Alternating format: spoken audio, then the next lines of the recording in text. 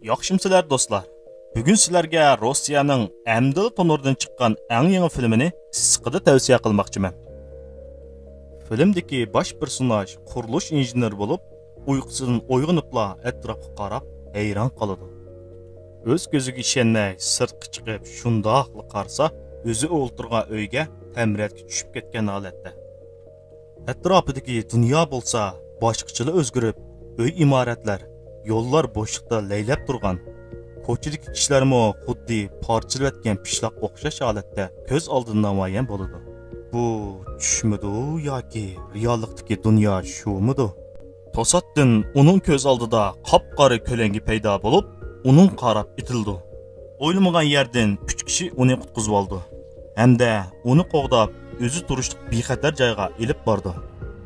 Bu joyga kelgandan keyin injener o'ziga o'xshash nurg'un kishilarning to'plashib yashayotganligini ko'rdi.